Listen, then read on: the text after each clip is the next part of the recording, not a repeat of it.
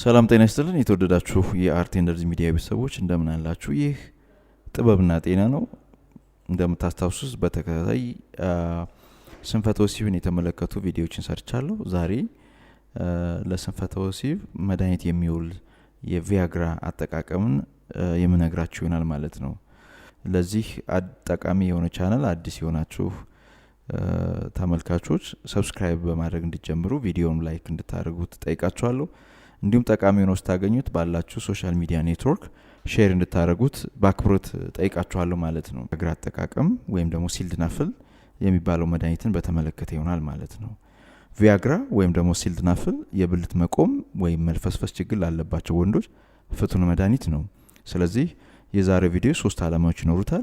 የመጀመሪያው ቪያግራ የሚባለው ጸረ መልፈስፈስ መድኃኒት እንዴት ነው የሚሰራው፣ ምን በማድረግ ነው የብልት አለመቆም ችግርን የሚፈታው የሚለውን የምንወያይ ይሆናል። በሁለተኛ ደረጃ ቪያግራን መቼ ነው መጠቀም ያለብን፣ ዝርዝር አጠቃቀሙና የሚያስከትላቸውን የጎንዮሽ ጉዳቶች ወይም ሳይድ ኢፌክት የምንወያይ ይሆናል። በሶስተኛ ደረጃ የልብ ድካምና የደም ግፊት ያለባቸው እና የብልት መቆም መቸገር ወይም መልፈስፈስ ያለባቸው ሰዎች ጤናቸውን በማይጎዳ መልኩ እንዴት መጠቀም ይኖርባቸዋል የሚለውን የምንወያይ ይሆናል ማለት ነው። በቀጥታ ከላይ ወደ አስቀመጥኳቸው የቪዲዮ ዓላማዎች ከመግባቴ በፊት ስለ በለስ መቅናት እነግራችኋለሁ።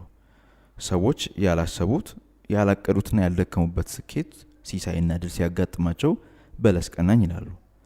ብዙ ጊዜ ሕክምና ውስጥም በለስ ይቀናል።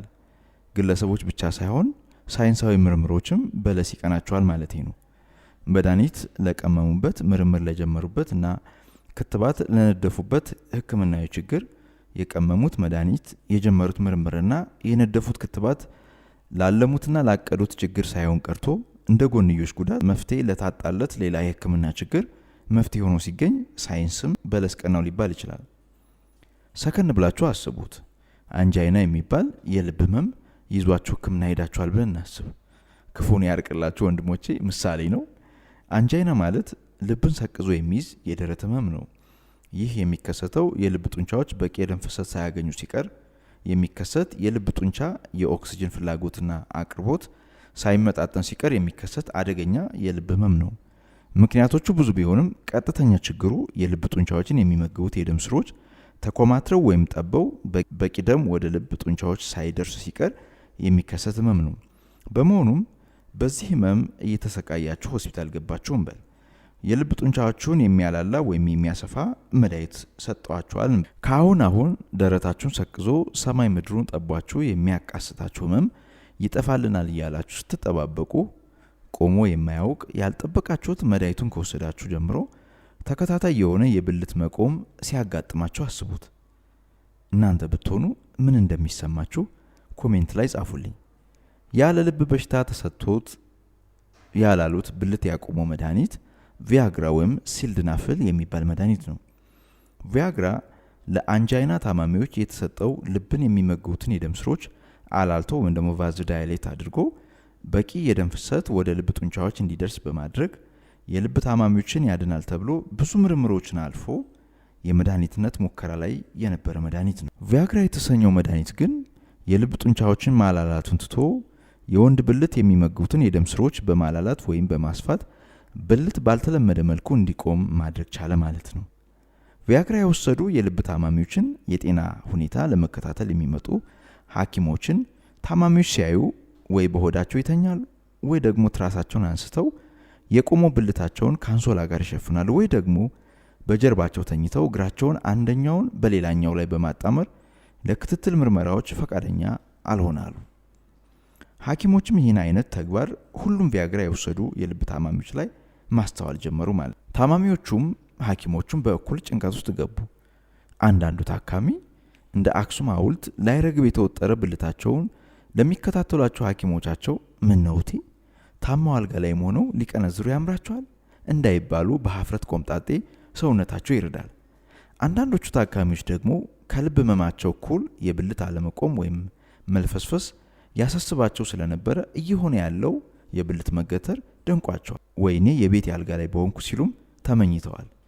ይህ ያልተለመደ የብልት መገተር ከታካሚዎቻቸው በተለየ መንገድ ያወቁት ሳይንቲስቶች ቪያግራን ከልብ መድኃኒትነት ሙከራ አቋርጠው የብልት መቆም ለሚያስቸግራቸው ወንዶች ላይ መድኃኒታዊ ሙከራዎችን ቀጠሉና ለመጀመሪያ ጊዜ በ1998 እንደ አውሮፓውያን አቆጣጠር ቪያግራን የመጀመሪያው የሚዋጥ የብልት መልፈስፈስ መድኃኒት ሆኖ በምግብና መድኃኒት አቅርቦት ቁጥጥር ኤጀንሲ ተመዘገበ ማለት ነው። ታዲያ ቪያግራ ለሕክምና በአጋጣሚ የተበረከተ በለስ አይደለም ትሉኛላችሁ?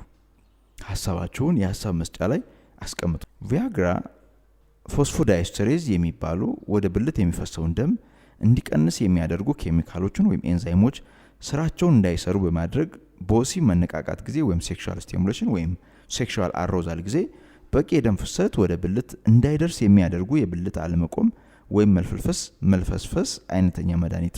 በሌላ አነጋገር ቪያግራ ፎስፎዳይስተሬዝ ኢንሂቢተር ይባላል። ፎስፎዳይስተሬዝ ኢንሂቢተር የሚባሉት የብልት አለመቆም ችግር የሚያድኑ መድኃኒቶች 4 ናቸው።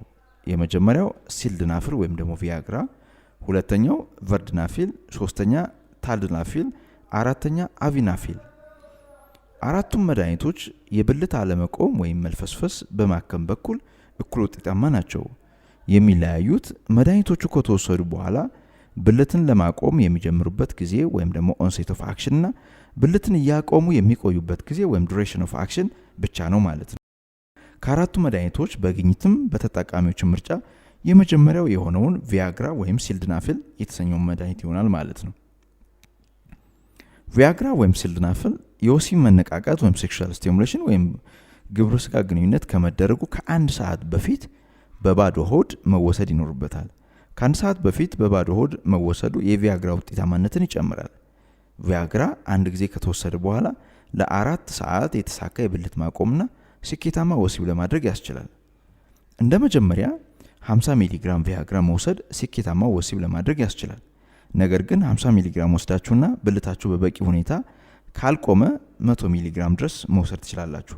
ያ ማለት ተጨማሪ 50 ሚሊግራም ቪያግራ መውሰድ ትችላላችሁ ማለት ነው። በተቃራኒው ደግሞ 50 ሚሊግራም ወስዳችሁ ስኬታማ የወሲብ ጊዜ ካሳለፋችሁና ያልተለመደ ራስ ማዞርና መሰል የጎንዮሽ ጉዳቶች ካመጣ ወደ 25 ሚሊግራም ዝቅ በማድረግ መጠቀም ትችላላችሁ።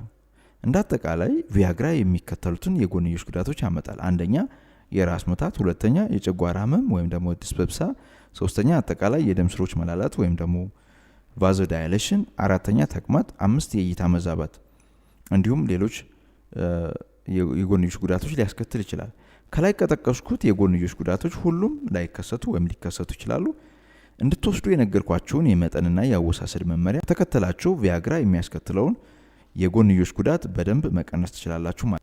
ናይትሬት የሚባል የደም ግፊትና የልብ ህመም መድኃኒት የሚወስዱ ሰዎች በፍጹም ቪያግራ መውሰድ የለባቸውም ወይም ደግሞ የጤና ባለሙያ አማክረው መሆን መቻል አለበት ማለት ነው። የደም ግፊትና የልብ ህመም ያለባቸው ወንዶች እንደ ሌሎች ወንዶች በፈለጉ ጊዜ ቪያግራ ላይ ተጠቀሙ ይችላሉ። በተለይ ናይትሬት የሚባለው መድኃኒትን የሚወስዱ ከሆነ የትኛውንም አይነት መድኃኒት ቢወስዱ ቪያግራ ለመጠቀም የሚወስዱትን መድኃኒት ለ24 ሰዓት ማቆም ይኖርባቸዋል ማለት ነው። ይህም ሲያደርጉ የህክምና ባለሙያዎችን በማማከር መሆን መቻል አለበት ማለት ነው። ምክንያቱም እንኳን ቪያግራ ተጨምሮበት ወሲባዊ እንቅስቃሴ በራሱ ለልብና ለደም ስሮች ተጨማሪ ጫና ስለሚፈጥር ብልትን ለማቆም የሚረዱ መድኃኒቶችን እጅግ ጥንቃቄ በተሞላበት መንገድ መውሰድ ያስፈልጋል ማለት ነው። የተወደዳችሁ የአርት ኤነርጂ ሚዲያ ቤተሰቦች የዛሬ ቪዲዮ ይህን ይመስላል። ስለተቀሩት የብልት መቆም ወይም መልፈስፈስ ችግርን ለማከም የሚረዱ መድኃኒቶችን ቪዲዮ እንድሰራላችሁ ከፈለጋችሁ አስተያየት መስጫው ላይ መልእክት ልታስቀምጡልኝ ትችላላችሁ።